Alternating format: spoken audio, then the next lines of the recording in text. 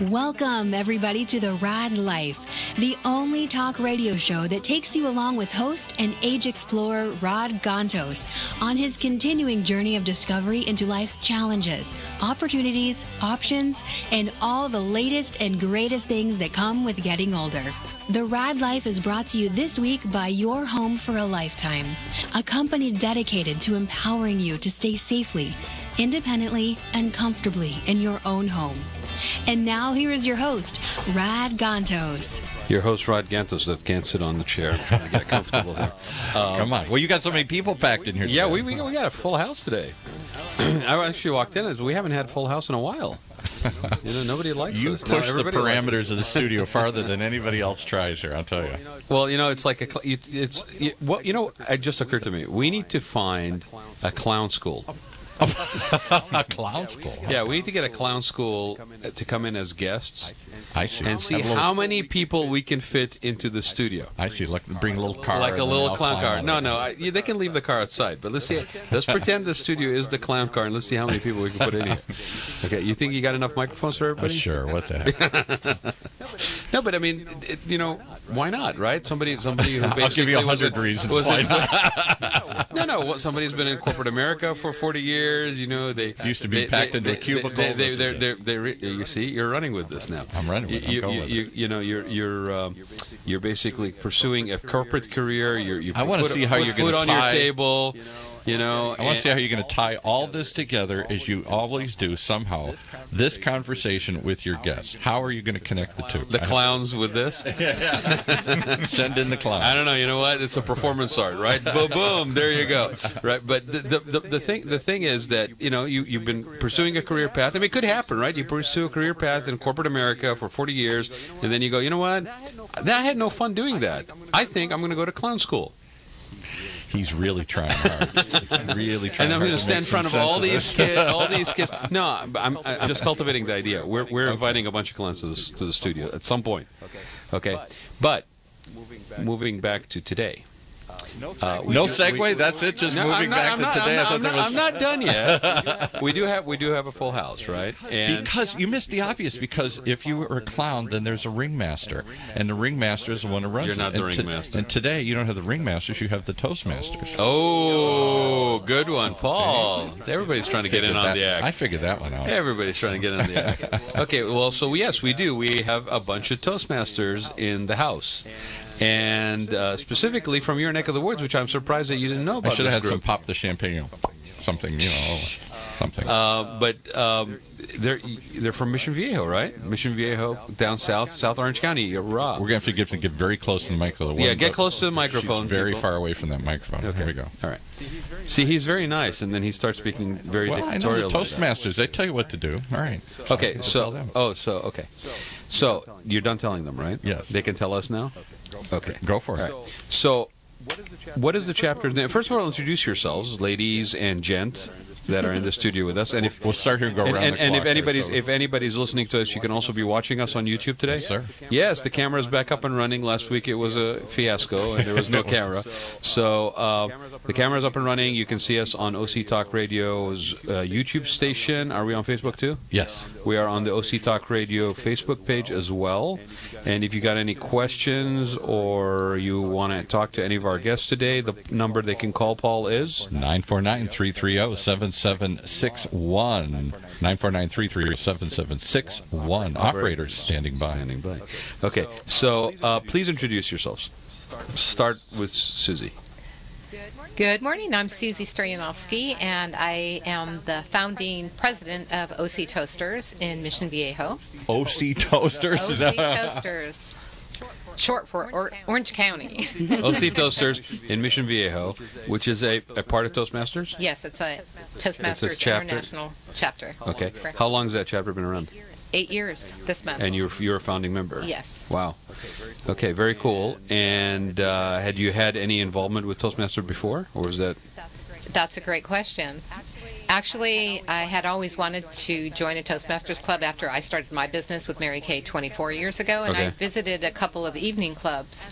And by the end of the day, I was just kind of tired, and I didn't find a good fit, so I just kind of put it off and never did. And then a gentleman in our Chamber of Commerce decided he had been a Toastmaster for many years and he wanted to start a club. And so he rallied up a group of us and founded Orange OC Toasters. So do you guys meet at a different time of day? We meet, yes, at 7 a.m. It's a great way to kick off your week on a Monday morning. Is this unusual for Toastmasters to have? No. Okay. Yeah, there's quite a few morning clubs. So it's just that you happen to go to chapters that were at night prior, and it just didn't. You were too tired from your day, and yeah, it just wasn't a good fit. Right. Yeah. Okay. I think we should start one, and we should have it at 5 o'clock in the afternoon for a happy hour. That would be really toasty. That would be a happy club. Happy club, right? So that's awesome. And you had been you were in your profession with Mary Kay. Sounds like a lot longer than you were involved with Toastmasters. Yes, I've been involved with Mary Kay 24 years, Toastmasters for 8, and then I was in the medical field in nursing for 17 years prior to Mary Kay. Actually practicing medicine? Well, I wasn't practicing medicine. I was a medical assistant, okay. So nursing with doctors. But you were in the service side of it, basically. Yes, the service side, correct. So it's interesting because both of those, both Mary Kay and your nursing, you were in constant contact with people. You're in constant sort of sales, right? So to still at some point feel, I need to hone my skills or improve my delivery on how to talk to stuff or address things. Interesting, right? Because you would think after all that time, it's like, I got it down, it's in the bag, and I have it. So what made you want to do that? Well, I love personal growth and self-improvement, and I think I'll go to my grave that way. I don't think I ever want to stop growing, and I love Toastmasters. It gives me an opportunity to meet a variety of people, different ages, and to continue to improve myself. It has helped me in communication skills, so it's not just public speaking in front of a group, but also communicating with the people that you see every day, and leadership skills. Well, and I want to come back around after we talk to a couple of other guests that we have in here today, and find out, kind of in retrospect, looking back at where you were before you started this, and now looking at it 8 years later, what have you learned? Because I will say, though, some people, when I told them we were going to have Toastmasters on the show today, they were like, well, what does that have to do with aging? And I said, well, I think it's something, like to your point, is like you're constantly learning. And there's a certain sense for some people where that constant personal growth is something that you seek. It's not just, boy, I just need to do it. It actually is something that's rewarding on a personal level, right? Exactly. So that's what it is. I mean, this show is a journey of aging, and I think you just said it better than I could, is that at any point in your life, this personal growth as a goal is something that is very, very personal. So let's continue the journey around the table. So who else did you bring with you, Susie, today? I brought my good friend who I met through Toastmasters, Florence LaFranc, and John Cipro. And Florence and John, what do you guys do when you're not hanging around? We'll start with Florence. What do you do? Florence, what do you do? Do you mean in the club or personally? Well, no, personally and in the club. Yes, we'd like to know. First of all, she has some kind of French accent, which is going to just absolutely drive me crazy here today. This sounds so wonderful. This is actually one little problem why I actually joined Toastmaster as well, being able to speak in public with my accent and making sure that people will understand me. And that was something very important to me. I come from a background from marketing, corporate world, which I hated. And, how long did you do that? I did this for about 10 years, but my first love was actually farming and farming, plants, medicine. I went to medical school when I was in Paris, and I had a car accident, so I couldn't continue, but went to marketing. But I came back to my first love, which was medicine. And my background in medicine actually helped me go over several steps to be able to study herbal medicine. Today I am a certified medicinal herbalist, which means I treat people with herbal medicine instead of drug when it's possible. I adjust the diet and lifestyle. Boy, my wife would love that. She just so believes in herbs and the power of plant-based medicine here. You can try. I mean, you can always go back to drugs. And honestly, I understand. I am not. Say that again. Just for my. I'm an old hippie from the '60s. I can always go back to drugs. It didn't come the right way. I'm sorry. Darn. I put that on my accent. but it has been so because I changed my path and because herbal medicine is so important to me, I needed to be able to give the message that I wanted to do to the public, and this is why I actually joined Toastmaster. I'm not a morning person. The first time I went there at 6:45 a.m., I thought I was crazy, literally. But the first meeting was very interesting. I really love the ambience and the people who are there. We all have the same goal, meaning being able to speak in public correctly and properly. More important for me. And Toastmaster actually brought me exactly what I was looking for as far as being able to speak. I was very shy. I mean, I would never be able to be in this booth with you today if I didn't have the training that I had. Wow, there you go. All right, and the last guest here today is? My name's John Spirko, and I'm the VP of PR for OC Toasters. The VP of PR. Yes. The king of acronyms, the king of letters. The here. prince of. So for just for the club, I mean for that, what do we call it? A club or a chapter? I'm sorry. Is it a chapter or a club? How It's do you a club. It's a club. It's a club. Yeah. Okay.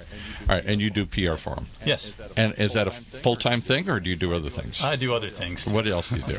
I'm a pre-sales engineer for local software companies, for enterprise software We got to company. get you a little closer to that mic there, too. Okay. I work right now for a company called Quest Software, and I'm in the transition to another job for a company called ServiceNow, doing pre-sales engineering. So I go out and visit enterprise accounts, and we help them get into different softwares. And are you? She's into drugs, you're into software. So That's it. Well, it helps everybody, right? I mean, well, excuse me. I was at the city council yesterday night at 10:15, right? And I was asked to basically Protesting show up. something. Yes, I was protesting. I was protesting the toll road running through St. Oh, don't get him started on that. But I basically I was asked to come and speak about the potential negative impact relevant to seniors and retirees on home values and so forth, right? Interesting thing is, I had about 10 minutes of warning that they wanted me to come over there and speak, okay? And, of course, it made it on video because somebody has live video these days, and anything you speak in public basically somehow gets filmed, right? Yes. I will tell you, I completely understand. Until Paul told me 2 years ago, hey, would you be interested in doing a radio show? See? I would have never. I mean, I wasn't necessarily shy in standing in front and addressing people, but it wasn't something I sought. It wasn't something that I looked forward to. I would have to be very, very prepared and, hide behind a stack of papers or some sort of props in front of me. Right? And so this has sort of been my club, kind of. Okay? Your Toastmasters, with Paul, and I think more and more so, it is important, regardless of age. In fact, probably more so today than it has been before, because there is no such thing as anything that's hidden. Anything that you speak, anything that you say, you stutter on something because somebody surprises you. You can't think on your feet and present yourself well in public. Somebody's got a live video thing running on you. It's preserved forever. In front of Facebook. So more important than ever. So I got to ask the question. I've never been to a Toastmaster meeting. Obviously, I've heard of Toastmasters. I can't imagine. You're not going to get him to one at 6:45. No, probably not. But what do you do there? Do you just all get together and after you sit down or whatever, somebody gets up and talks impromptu or what? I want to know a little bit more about the background of Toastmasters, though. Okay, I mean, I've heard of Toastmasters. So maybe do in that order. It's a group of people that basically get together and get. Where did it come from, or what do you do? Yeah, give us a little background. Tell us those two things. All right. Well, it started in the 20s, 1926, I believe, and a man named Smedley started Toastmasters in the basement of the YMCA in Santa Ana. So we are actually I had no idea. Local. I didn't know that. Yeah. Local. We're in the Founders District, meaning we're a local club in Southern California. Now it's a worldwide organization, all over the world. And he started this to help young men prepare for jobs and to become better speakers and communicators and leaders. Okay. And it's spread throughout the world now? Yep, it's spread throughout the world. Is there a Toastmasters organization that helps fund this thing, push it out? Is that a for-profit thing or a non-profit? Toastmasters International is a non-profit organization. They currently have their headquarters in Rancho Santa Margarita. They will be moving, I believe, in a few years to a different state, and I can't recall where that is. Really? And sorry to hear that. because of land cost here. Yeah, right. Okay, so it started, and it's all over the world now. Yes. What do you do? What do we do? do? If I came to a meeting, what would I see? What's the format? The format. We have a very structured format, but yet it's fun and welcoming.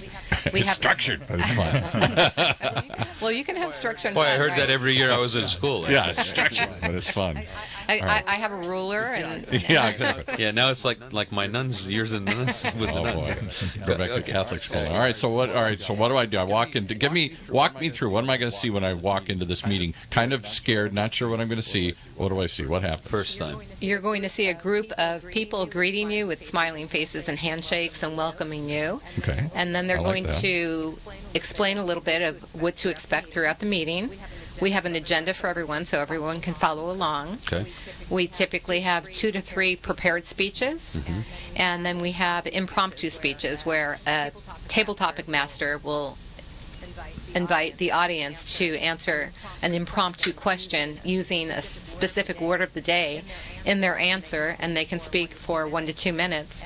And there's an awe counter that counts all the awe filler words and all the any filler words that are used. And at the end of the meeting, there's a report on how many filler words each person used. I was going to say, so all right, so I get up and talk, and as your one guest said, she's trying to perfect her English, or the other guy does sales and everything. So we're trying to get better at talking. How do you make me better? Just by practicing, or do you give me feedback and instruction? That's a great question. Why don't one of you answer it? Feedback, definitely. Every time you speak, you have an evaluator, someone who's going to literally evaluate you. There, we use 2 books in the at Toastmaster. When you start as a new member, you have one book that is the Competent Communication Manual, which you have 10 speeches with 10 different topics to work on. And it can go from, well, the first one is the icebreaker. It's really the first time you are going to speak. Everybody needs the icebreaker in their The arsenal. icebreaker, but it makes it's great because the members will learn who you are and know a little bit more about you. But there are about 10 different speeches, going from researching a topic, your vocal variety, for example, getting to the point, how to say it, and you work on this. You have a mentor as well, someone who has been in the club for a while that can help you with this.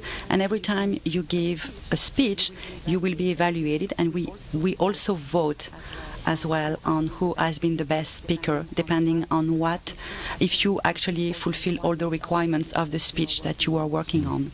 So we actually are pretty close to each other as members. We all want to grow, we all want to succeed, we all want to be able to speak in public. That's why we are there, right? So we definitely support each other. Because I could see this being intimidating.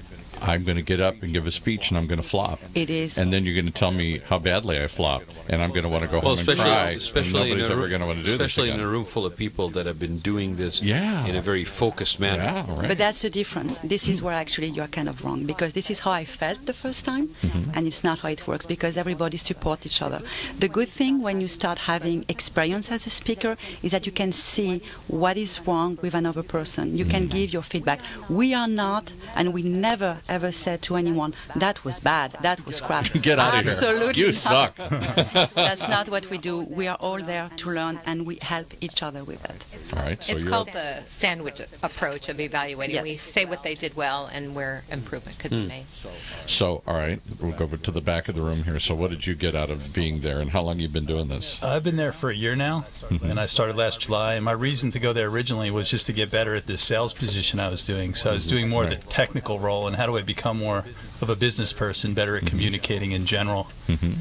And just to go back a little bit on what Florence was saying, we brought our whole sales team in there last meeting. So there were 7 people that came in from my sales team to visit.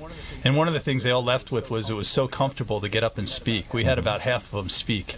And they were just so comfortable getting up because it was such a supportive environment. Because that's not something most people feel comfortable doing. I'm not sure I feel good. As much as I talk in the radio, I don't know, to get in front of a crowd, suddenly it changes and you get intimidated. You hide behind the mic? Is that what you're telling me? I do. Nobody ever sees me here. As long as I can't see me. You're like I a can talk. photographer behind the camera, Yeah, right? exactly. Maybe it's Well, kinda but like so that. that's interesting, though, John. I mean, if you would think that in sales environments, especially in companies that are sales driven, that you would have this built in, right? But correct me if I'm wrong, the difference may be where if it's happening inside the company, the emphasis is on results rather than improvement. Right. It's that quarterly result. It's the how many closures you have had, whatever you need to shorten the time frame versus actually just improving skill wise, right? Right. And this is where it really comes in. Is the salespeople are constantly looking to build on that base that they work from, and public speaking is one that everybody there's so much room for improvement no matter how good you are. Yeah. I mean, until you're Bill Gates or one of the great communicators in the world, Elon Musk, right? Yeah. Right. Until you're that, you still have room for improvement. Well, I had an opportunity to sit in on a talk with Steve Wynn at the at the last Hospitality Design Expo in Vegas. And the man's losing his sight. He's got a gentleman with him, Roger, and I can't remember what his last name is, but his head of design. And they have a very close relationship to the point where they've almost got their walk down, where he puts his hand on his shoulder like he's hugging him like a friend, but he's guiding him up the stage and kind of stuff like that. And he had the whole room it literally was sit down on the floor with your back against the wall room. It was standing room only. He had everybody mesmerized because of his way about it. Because delivery. Excuse me. Because the other thing I was going to say is, and maybe you guys can speak to this, first impression might be, well, I'm going to go through a system, I'm going to go through Toastmasters, it's going to tell me how to speak, it's going to tell me the tricks of basically doing that public speaking component, but I'm going to lose my individual personality in the process. I'm just going to sound like a DJ here. Well, Hi there. Hey, welcome. Hi, how are you? It's taught, right? I mean, and I have people that range everywhere from painters to people that do things in a very instinctive manner and feel that maybe having rigidity, and I was one of those people, having rigidity actually would steal away or rob away from that sort of uniqueness of that or creative outlet, right? Yeah. But I know. I mean, I'll just say for me, later on in life, I realized that was completely bonkers. That was really baseless, right? I mean, it in fact, if anything, it amplifies your ability. To that personality out. It just, you do it with the shored up by a structure. Yeah, that's such a good point. We just had a guest speaker this week at LACE training. Last week we did our LACE training, which is where all the clubs get together and do a training. And we had a speaker, Daniel Midson was there. He was a keynote. And one of the things he said you really got to get to is your authentic self. Yes. And he said, the biggest thing you'll get with early speakers is they get up there, I am speaker man. And they change their whole persona, which kind of takes away right away. You get that vibe from them, and they lose credibility. And I'm going to emphasize that because what we're doing today, this internet radio, this live podcasting, is a form in my mind of social media, and social media more than ever wants real. That's why we'll accept the shaky camera in YouTube. That's why we'll accept the bad grammar in Twitter or whatever. Authenticity and integrity. In the be message, real. Yeah. Doesn't have to be perfect anymore. And in fact, if it's too perfect or polished, sometimes we don't think it's real. The DJ voice I had to learn when I really was a DJ back in the old days, that I perfected endlessly trying to get, and that I couldn't get hired unless I sounded like that. Either WMYK, K94. If I couldn't do that kind of stuff, that today is laughed at and not sought out.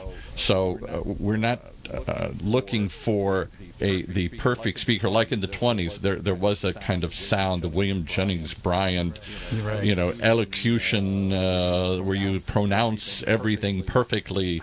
I don't think people are looking for that. So how have you adapted? Toastmasters must have adapted through the years and changed it. Because I'll bet in the 20s it was more structured. I would say even in the 8 years, right, Susie, that you've been in there, just with the advance of the internet, the form of communication. I mean, everything used to be text or written format.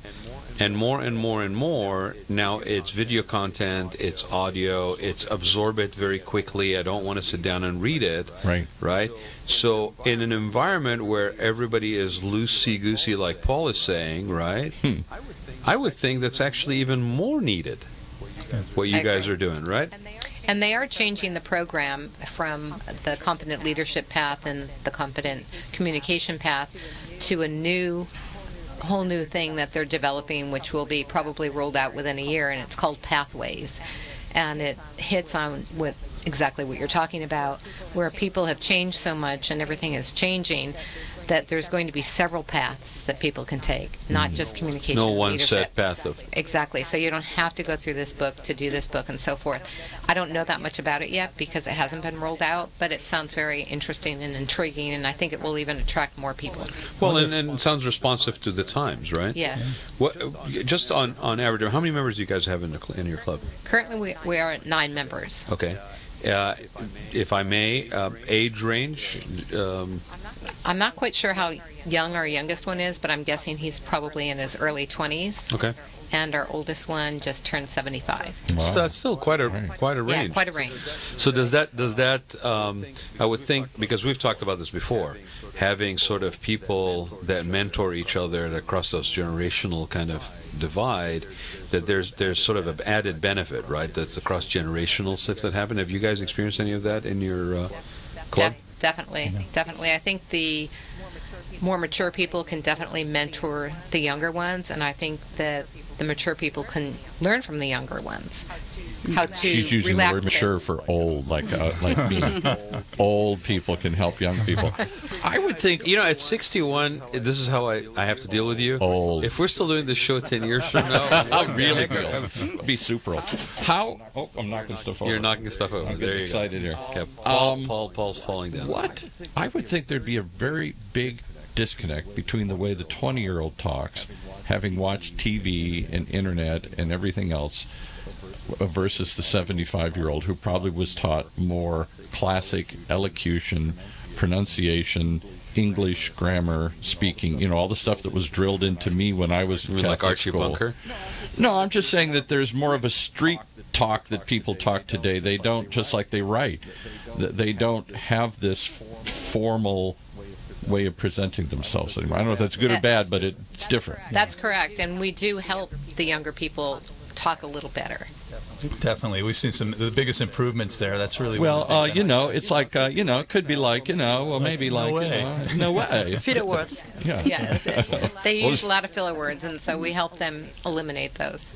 Yeah. Boy, that would be and huge. do they do that? Are they receptive to that? Or yes, believe it or not, they are. I think the ones that actually show up at Toastmasters are looking for more, looking for self-improvement, so they are receptive. So there's an awareness already there that I need to better my presence. Okay. I edit 20-some shows here that we produce, all business people, all successful people, and the number of filler words as they're trying to think of the next thought. Well, it's like, could be, oh my goodness. So is my favorite. I couldn't believe how many I had when I first went there. I think I broke a record. And now he's doing PR. 25 so's. Yeah, so I just edited a show the other day. Guy must have had 25. So everybody finds a word that they spit out while they are thinking of what else to say. So I want to talk about that when we come back. I think we can take a break. Yes. But when we come back, I want to talk about that because it's not just about speaking, right? It's also about what mentally is happening in your head while you're doing it. Exactly. Right? And how do you train that muscle? I have a really good thought on that one. Okay, so we'll take a break if Paul can find his. Yes, I'm ready. I'm ready. Let's go for a break, and we'll come back with our guests. If you are like the majority of Americans, you want to continue living in a familiar environment throughout your maturing years. In fact, according to many surveys, 82% of homeowners overwhelmingly prefer to age in place, which means living in their current homes safely, independently, and comfortably, regardless of age or ability level. With over 30 years of combined experience in residential, commercial, hospitality, and destination resorts fields, Your Home for a Lifetime is a company dedicated to empowering you to maintain your quality of life and independence by helping you make your house your home for a lifetime. Do you want to reorganize or remodel your home? Do you want to add a full bathroom and possibly a bedroom on the main floor? Are you looking to make your kitchen more functional? Is an aging parent moving in, or your child is moving out, or even moving back in? Call Your Home for a Lifetime at 949-492-1872 or check them out on the web at yourhomeforalifetime.com and find out how they can help you make your house your home for a lifetime. All right, back to our discussion with the Toastmasters. So they're all going to give a talk here? Are they going to give an example of Well, before we went on the break, I kind of put them on the spot here, give them a toss-up topic here? Well, you know what? I'll open it up. Anybody who's watching us or is listening to us, if you have a topic... This is like improv. Improv, you know. If you want to call in with a topic... We'll have somebody basically pick it up and give us a couple of moments on it. It can be a topic on anything. Do you guys do that? I mean, so you're saying there's a formal talk and then instant talks or whatever you call them. So somebody's just going to throw out a topic and say, talk about Donald Trump, talk about world affairs, talk about peanut butter or something. More or less, the table topic master has prepared questions that they're going to throw out to the audience, and the audience, they'll choose one person and they'll have a minute or two to answer that question. It could be about anything. So I'm going to share something that's really funny.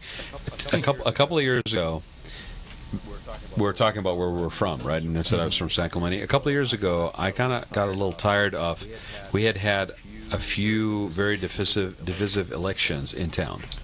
And what was, to begin with, a town that was very connected, very involved, very reaching to each one another,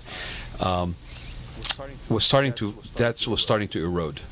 And so I went and I set up, and one of the things that was being lost is this ability to just reach out to people and ask something and kind of get a positive, or not necessarily, if not positive, but a constructive insight into how to do something or find something. And so I set up a page on Facebook called What Do You Think, San Clemente? And having been online since '94, I set up 10 guidelines for posting on that page, right?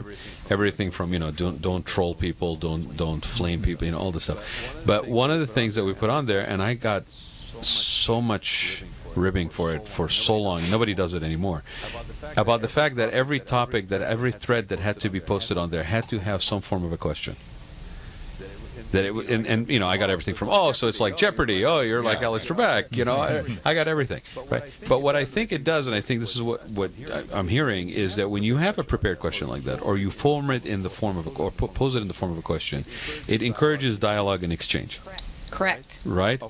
From which that dialogue and exchange, something hopefully positive comes out. Mm-hmm. Right? Yep. So now, before the break, we'll use that as an example. Okay, here's a topic, right?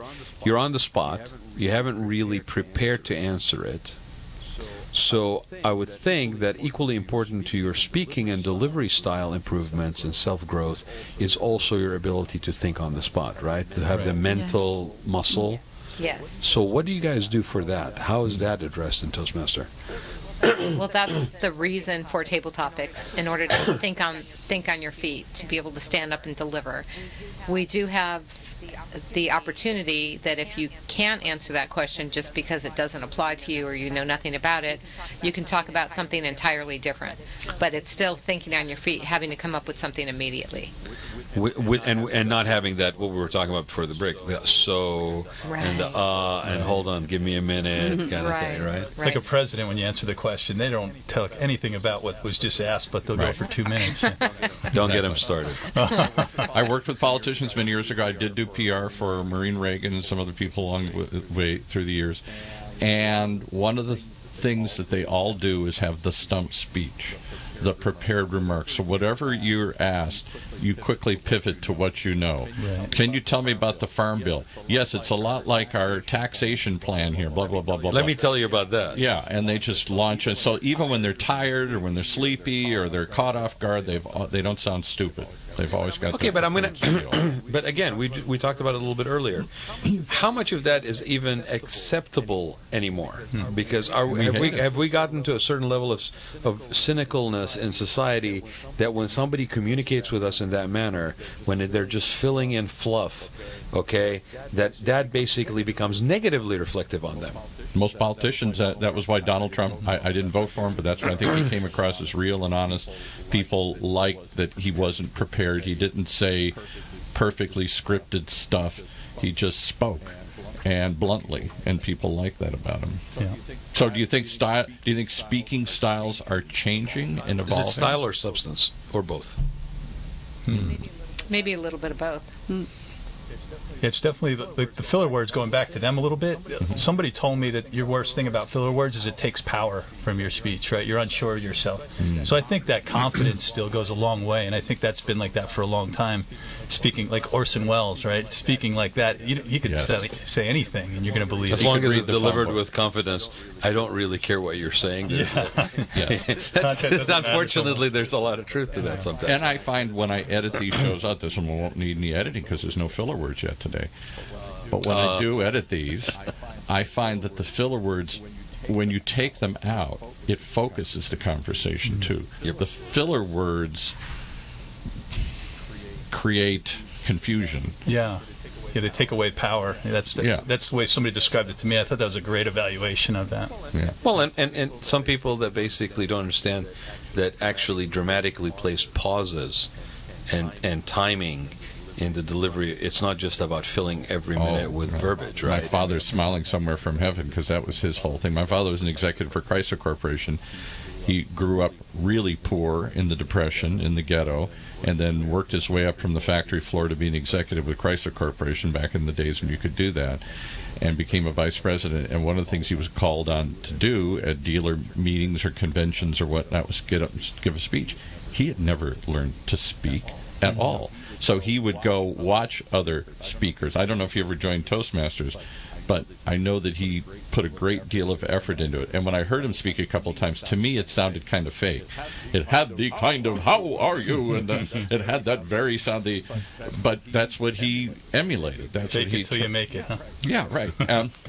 And he was pretty good at it, but it wasn't the kind. It was more like a politician speaking. It had a sound to it. It didn't sound like his voice. What do you guys do? Maybe this is for you because of being a founding member. What do you guys do to grow the club or to put? I mean, obviously you're doing it here, kind of by putting the message out, but under normal conditions, typically for Toastmaster, maybe it's all the vice president of PR. Vice president of PR. You know, what are normal steps? Do you go out to service clubs? Do you just do it? Stand on the street and talk to people? Yeah, it's funny. We're at 9 members right now, which is a low point, kind of red alert. We'd like to be up around 20. So we had a meeting about that yesterday and kind of brainstorming ideas and how we get better. And really what it is bringing more guests into the club. So we do open houses. We had a meeting at Delisi's. We had a special guest speaker in that brings people in, and he talked about the elevator pitch, which is a pretty popular speech for everybody. Right. And then we're experimenting with some new things, cross-posting with different clubs that would benefit. So one of the big things I'm trying to tap into is the Orange County entrepreneurship. There's about 1,500 startups in Orange County, and they all need to. This is their number one skill that they need. Right, because most of them are engineers or some other geek, and they've created some gizmo, and now they're going to go out and talk to investors initially, and then towards other people. I guess what I was part of my question was, or I was wondering, is similar to Kiwanis, for example, or Rotary, right? Some of those service organizations that are cultivating personal growth, but in terms of giving. Right, not so much maybe development of personal skills, but they have, for example, outreach to schools. And I'm kind of coming full circle to what Paul was saying, which is that, a lot of young people, they're playing fast and loose with the language. They're playing fast and loose with presentation. So, they don't value it. Is it? But at the same time, but that's not necessarily true. I think it depends where. My father felt very embarrassed his whole life that he barely graduated high school and never went to college. He always hid that fact as he rose up the ranks. So he was always trying to aspire to sound like he was educated. He was always trying to sound like other people so that nobody would realize he grew up poor. We do have I mean, let's just face it, we do have discrimination in society relevant to how you sound. Yes. How you enunciate. Right? That confidence coming through your words, right? And it is such a powerful skill, and I absolutely believe it's even more powerful skill today probably than it was before.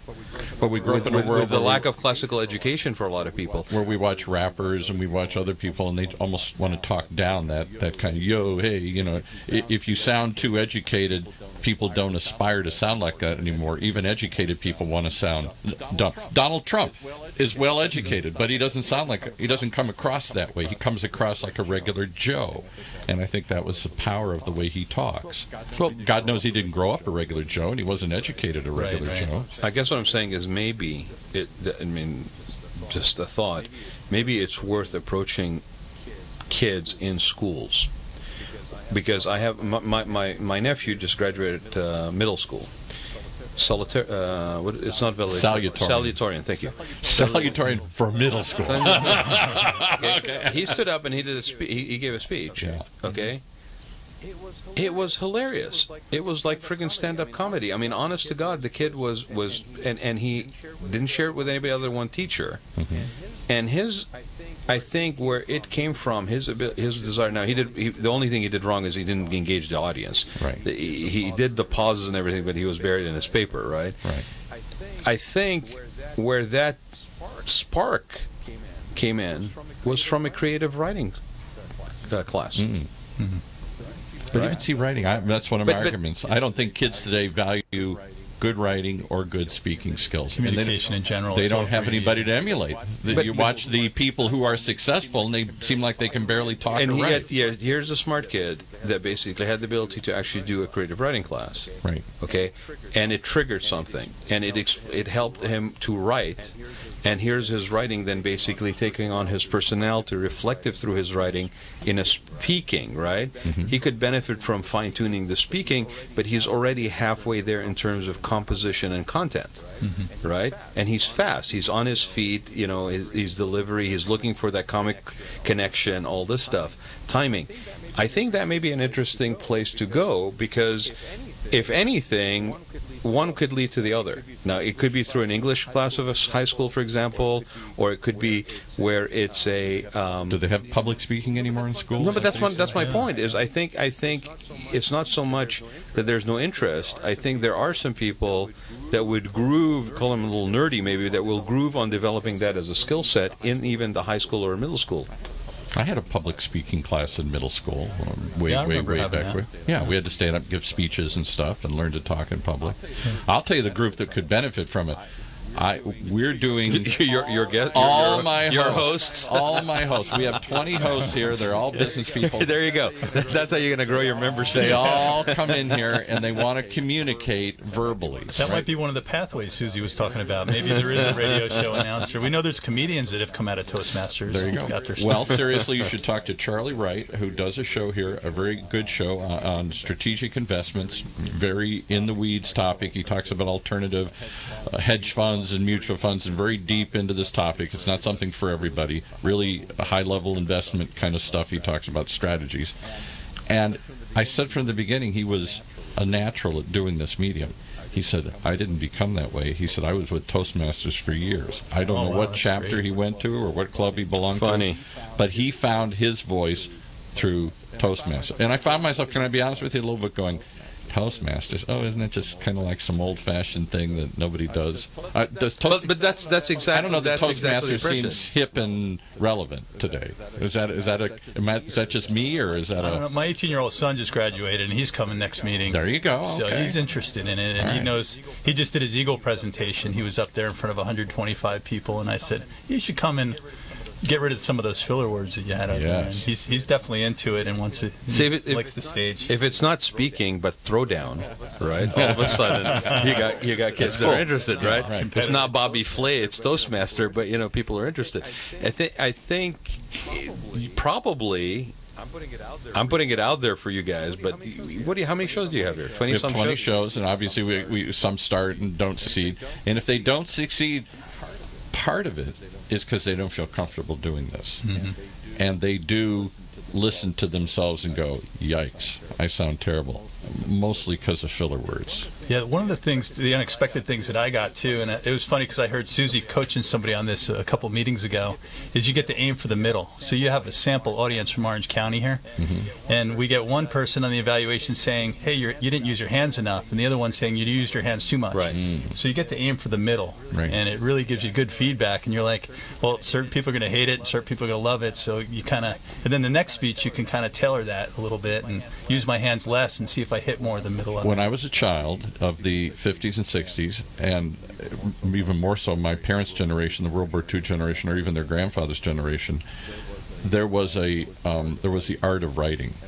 And a great deal of practice went into getting longhand and the perfect script. I look at letters I found, the couple letters that have survived from my grandparents, and they're very beautiful things. They valued that writing. Similarly, I think you've got to find a way to get people to value good speaking. But you know, one thing about public speaking, I think when you just gave the example of people coming here to your show and listening to themselves later on. But let's just say you have someone who comes to talk to you and has a perfect speech with no filler words, and you have someone else coming for exactly the same subject with all these filler words, and thinking, who are you going to believe the most? Who is going to be the one that you will trust? No question. Credibilities, absolutely. Credibilities, yeah. And ability to hear it. It becomes annoying. You're focusing on their fidgeting. You're focusing on the filler words and not on the substance of what they're saying. Correct. Not just believe. I think, to your point, yes, you don't sound sure, and maybe you're not as confident and believable. But I just find it's just distracting. Yeah. Just distracting. You mean the fidgeting or the filler words? The filler words, yeah. It is very distracting. Yeah, and to have somebody call it out is great. Like when I first went, I had no clue that I was that bad. So do you guys just share? You just did it there. Do you guys share? Calling it out. Do you guys share the feedback verbally, or do you actually also videotape it or something? Both. Both, yeah. So you can also see. Yes. So for why yourself. wouldn't everybody want to go through Toastmasters? I know. It's What's going on? free. It's a safe environment to practice something. Well, wait, hold on. You don't feel confident. Is it free? It's not free. It's not free. How much? It's not He free. tried to sneak that in there. Did you know? Well, for me, it's free. I'm gonna get a free membership, right? No, it's free. Especially if you bring hosts that need it. Free But first visit. it's next to free. What is it? What's it cost? You can visit for free. It's $45 every 6 months, so it's so reasonable. nothing. That's Oh my God. international That's free. dues, That's and then free. you pay for your couple of manuals, $20 to If- get started. But if- really reasonable. If you guys, whoever's listening, if you think you need your $4 coffee each morning at Starbucks, Yes. when you go order that, if you're saying and I'm not sure, now that may be because you're not awake yet and you need your caffeine, but chances are it's more than that. Check into Toastmasters. That's ridiculous. $45 every 6 months? Yes, What else do you pay that little for anymore these days, right? exactly. Nothing. So it's free. It's basically free. Yeah. And you can go Phenomenal. That's among amazing. peers. We're all into this peer-to-peer learning these days. People join peer groups. They join I don't know, networking groups. They join all these other things to try and learn from one another here and share ideas. Why not get better at speaking? Another great opportunity, too, for entrepreneurs, business people, salespeople. If they come and join a Toastmasters club, they get to practice their presentations as one of their speeches and get that'd be critiqued cool. on that. Yeah. Before So you have to get up and give it at the Exactly. shareholders meeting or in Yes. front of your boss or at the next sales Yeah, call. if your friends are going to cut it to shreds, you can imagine what non-friends are going to do to you. Right. But again, I say, especially with that cost impact, right, or lack of it, really, right? Even more than why to try to incorporate this stuff into school level, Yeah. or whether it's an after-school thing, activity or not. But oh my gosh, I mean, They do have special clubs for students. Our club is an adult club, so you have to be 18 or older to join a regular Toastmasters club. Right. But any Toastmaster can start a student club. And I considered it because my grandson, who's going into 8th grade, is very much like, I believe you said, your nephew. My nephew, yeah. Yes, he has a comic thing, and he's great.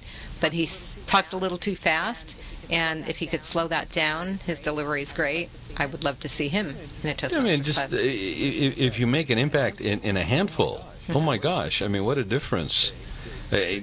They will probably see it themselves. I think that confidence.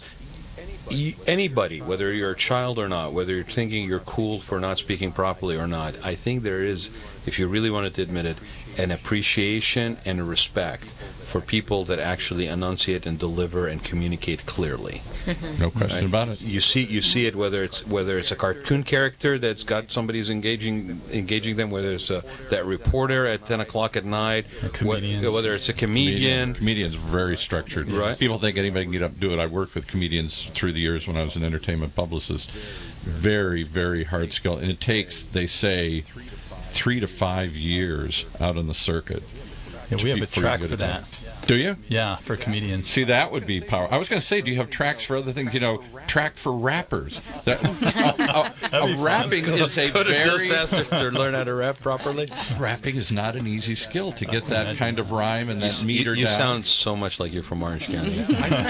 Statement would never fly. It could get you shot in Long Beach. Come on, a statement for rap, a track for rapping, track for comedy. Clearly, comedians is a learned skill to stand up and to time it, to get the punchline just right. But all joking aside, even with rap, even with rap, there's a structure. I mean, if you really listen to real rap, big structure. It's a structure. It's a content delivery that's pretty sophisticated. It's just done in a very colloquial It's manner. Communication, yeah. It's very structured, and it's something you have to learn, that structure, and how to deliver it and how to do it is not easy.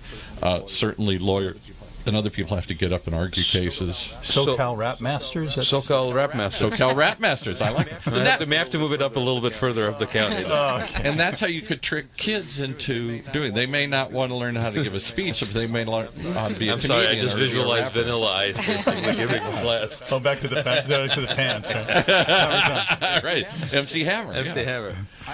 I think there are other ways to communicate that are people learning how to do it, and you could benefit them if they thought of it as something other than just a bunch of business people practicing business speeches. Yes. It isn't just business people, exactly. It's people, we have retirees that still want personal growth. They want to have friends. They come for many reasons. And I was just thinking, as you were talking about the rappers and comedy and so forth, we've also have people come and go, and I've seen at some of the competitions and so forth, people with pretty bad speech impediments that they've had to suffer through and be teased all their lives. Right. And they work through it, and stutterers, and they work through it. So it can help so many people. Yeah. There's so many reasons. Susie, the middle school graduating class. Excuse me. I'm getting choked up here. I have a tickle in my throat for some reason all day, so I apologize. But my nephew did his speech, and then the valedictorian did his speech. And the valedictorian speech was a little bit longer. It was a little bit more, I would say, traditional.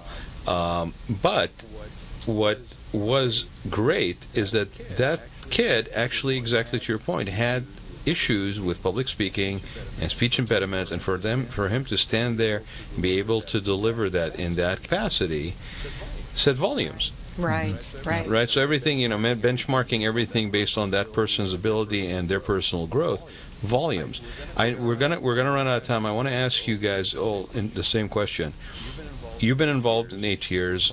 How long have you been involved? Since October 2015. So a couple of years. Almost, and 1 year. 1 year. What is, if you had to take one thing from your time at Toastmasters, what would you say is that one thing that you cherish the most, or you've gained most, or you value the most? I think confidence in speaking. I was one of those kids that did have a speech impediment when I was a kid, and I got teased. And I outgrew it, but I was shy when I outgrew it, so I spoke softly and I wasn't confident. And my business has helped me gain confidence, obviously. But being in Toastmasters has really helped me and speak, find my voice and be able to deliver it and be who I am. Well, it's wonderful. I would have never known that you had a speech impediment growing up. That's fantastic. Well, I'm going to say the exact same thing. It is confidence, because with my accent, it was kind of difficult for me to speak in public. I would never do it. But what I learned with Toastmaster is I should not be scared of doing it, and that I am actually good at doing this. So confidence, definitely. And I'll share this with you. A friend of mine that or an acquaintance, I should say. We knew, my wife and I knew for a number of years. She was French, and she actually made a career out of a speaker series. See? With the French accent very much not dominating, but very much present, and actually part of the differentiation. I was thinking the same thing. Rather than being a detriment, I think it's a positive if you learn to use it properly, because people find it a very French accent for most of us is a very appealing sound. Well, I tried myself to get rid of it. I took accent reduction. It doesn't go anywhere. No, don't get rid of that. Personal acceptance, step number one, right? Yeah. John? The biggest thing I got out of it was really demystifying how I was, right? Because you're wondering how you are. I'm speaking in front of customers all the time, and I'm just like, man, am I hitting the note or not? And to get that feedback to me was so valuable, and to know, hey, you're not great at this. You got a lot of room for improvement, and know where those areas are. And one of the guys that I listened to is a great public speaker. He said, when you really know is when you're having a conversation with your audience. You know what they're saying even though they're not speaking.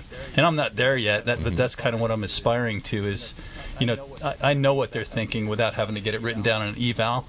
But for now, I'm just going to keep getting those evals and improving on it. This is a conversational medium, and more of social media is a conversational medium. YouTube and podcasts and all this stuff. You have to learn to converse with people, which means how do you convey what you're saying, and then how do you listen and react to that? Well, and it's an art. It's an opportunity, again, with the content, especially on social media, being more and more driven by video content and audio content. Yes. I think there's an opportunity for those that are in positions where they could better guide the quality of that content to engage with people, because it's not your point, isn't this like where a group of people get together next to this, YMCA, in the basement of the YMCA in Santa Ana, right, and basically talk to one another, and they're all old, and half of them are retired, the other ones are trying to find a job or whatever.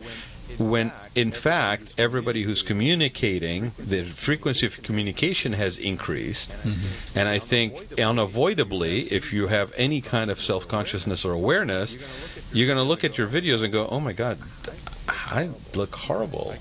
I can do better. Everything from, my God, the camera adds 10 pounds to I sound like, Kermit the Frog, and I didn't really intend to. And can I add one other thing that you bring up all the time? One of the things you always talk about from doing this show now for a couple of years, we don't talk anymore. We don't talk anymore. As a society, we don't sit up all night without and an talk. agenda or a to-do list. We don't just sit down like we just did here and just let the conversation take you where it is, and feel confident enough to have that exchange and not shy away and like, oh, I don't know if I can do that. Can I contribute? I'm intimidated Can I by that exercise. So without that practice, most of us don't speak very well anymore.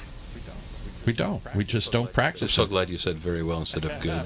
that would have been really embarrassing. That would be good. We don't speak good, no. We don't do that goodness stuff. We can get gooder. So we can get gooder. And that's not what you're going to hear him say in this chapter. But how do people find out about your chapter or your club? They find out, they can go to octoasters.com. That's our website. And or the new ocrappers.com. Yeah. Toast Rappers. John's going to tell you about our social media sites, how they can go. John? Yeah, we're on Twitter on OC Toasters. We're also on Facebook on OC Toasters. And we're also, Meetup is another one that we're on. Meetup. And they're the main ones. Yeah, so Meetup is the one where we have most of our guests come in on, because that gives you all the instructions on how to get there and the times and great what platform. the content's We do be. meetups for podcasters here. And we'll post a picture of everybody in the studio here, and when the video comes, we'll have it pretty quickly here on YouTube. We'll post some of those on there, John. So if you send me the content, then we're more than happy to add that into the subject header. Okay. And you've given me a new face for Toastmasters here. It's everybody. It's not just. It's everybody can benefit from this, from kids to old people like me. I'm just going to say, because you're Irish, it's not that kind of toast. So when you go, You know what's funny about being Irish, though? I grew up listening to talkers. I am a talker by definition. Everybody in my family was a talker. The nuns asked my mother. I'm sitting here in shock and awe, actually. At the bar. The nuns asked my mother if I talked in my sleep. I talked incessantly. It's because I was around people that talked incessantly. So it came naturally to me. But I think a lot of people today don't experience that. We don't sit at the dinner table and talk. We don't sit with our friends and talk. We watch a device, even if we are talking. We're not paying attention to them.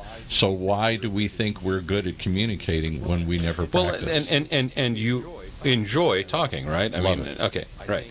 I think a lot of people can say that I enjoy the exchange with people. I enjoy talking. I enjoy socializing, right? If you enjoy it, then be the best you can be at it. Get better at it. Yep. Thank you guys for being here, and we will look forward to sharing the information with everybody. Come on back anytime you like and talk at us. Thank you. Great. Thank you. Thank you. All right. How do they reach Raad? You can reach me at Raad, R-A-A-D, Gantos, G-H-A-N-T-O-U-S, at gmail.com. Or you can call me at 949-212-8299. Do not abuse the cell phone number. And look for us at the Raad Life on social media, on Facebook. We also have it's getting updated right now with all our shows. We have almost like 200 hours of shows. Wow. Right. On Podbean, and we'll share that too. Use Facebook as the main way to communicate with us if you can on the Raad. And you know what they're going to do now? They're going to take those episodes of Toastmasters and give them to people as examples of what they should shoot for. Of what they should not do. How to communicate. Thanks, everybody, and keep talking whatever you're doing with people that you care about, and get better at it. You have been listening to the Raad Life Radio Show with your host and age explorer, Raad Gantos, brought to you on the one and only OCTalkRadio.net. Join us again next week as we continue our journey of discovery into life's challenges, opportunities, options, and all the latest and greatest things that come with getting older. Imagine what it would feel like to lose everything: your job, your home, your family, your dignity. This has happened to thousands of the men, women, veterans, and young adults we serve at Working Wardrobes. What do we do to help? We provide career development services, life skills workshops, job skills training. We provide the perfect interview outfit.